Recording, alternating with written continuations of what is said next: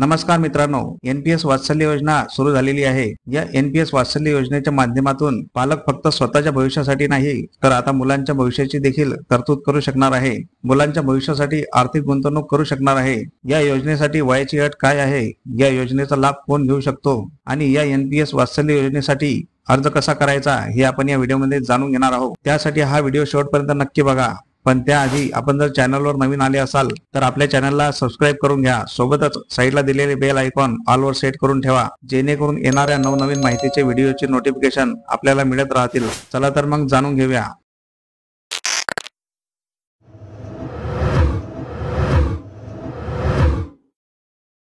केंद्रीय अर्थमंत्री निर्मला सीतारामन यांनी बुधवारी एनपीएस वात्सल्य योजनेची सुरुवात केलेली आहे। योजनेचे सदस्यत्व घेण्यासाठी पोर्टलचे उद्घाटन त्यांच्या हस्ते करण्यात आले आहे। 2024च्या अर्थसंकल्पात सरकारने या योजनेची घोषणा केली होती। या योजनेमुळे पालकांना मुलांचे भविष्य सुरक्षित करण्यासाठी गुंतवणूक करणे शक्य होणार आहे। वयाचे 18 वर्षे पूर्ण होताच या खात्याचे रूपांतर नियमित पेन्शन योजनेत होईल। पेन्शन फंड नियामक आणि विकास प्राधिकरणाद्वारे PFRDA ही योजना राबविण्यात येणार आहे। तर काय आहे या योजनेच्या अटी? 18 वर्षापर्यंतची सर्व मुले यासाठी पात्र असतील। खाते फक्त मुलांच्या नावाने उघडले जाईल, परंतु त्यांचे पालक पैसे जमा करतील। त्यांची मुलेच या योजनेचे लाभार्थी असतील। जवळपास सर्व बँका, पोस्ट ऑफिस, पेन्शन फंडामध्ये पॉइंट ऑफ प्रेझेन्सद्वारे उघडले जाईल। ऑनलाईन प्लॅटफॉर्म ENPS द्वारे देखील खाते उघडू शकणार आहात। हे खाते कमीत कमी 1000 रुपयांनी उघडता येईल। यात गुंतवणुकीवर कोणतीही कमाल मर्यादा नाही। खात्यात जमा केलेल्या पैशावर चक्रवाढ व्याज मिळेल। 3 वर्षाच्या लॉक इन कालावधीनंतर 25% रक्कम शिक्षण, आजार, अपंगत्वासाठी काढता येईल।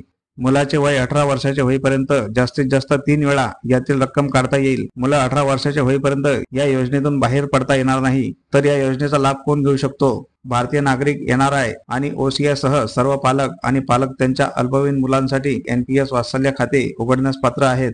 अर्ज कसा करायचा बघूया। सर्वप्रथम तुम्हाला नॅशनल पेन्शन सिस्टीमच्या वेबसाईटला भेट द्यावी लागेल।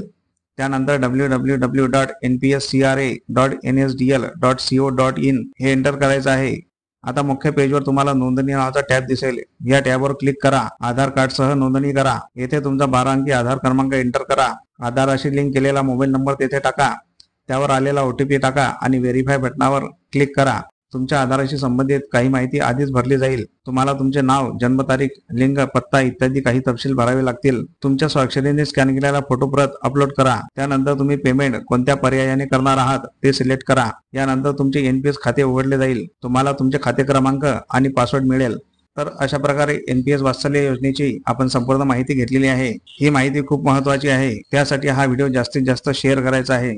व्हिडिओ आवडला असल्यास व्हिडिओला नक्की लाईक करा। तुमची काही प्रतिक्रिया असेल तर कमेंट बॉक्समध्ये नक्की सांगा। तसेच आपले चॅनल सबस्क्राईब नक्की करा। चला तर मग भेटूया पुढील अशाच महत्त्वपूर्ण माहितीच्या व्हिडिओमध्ये।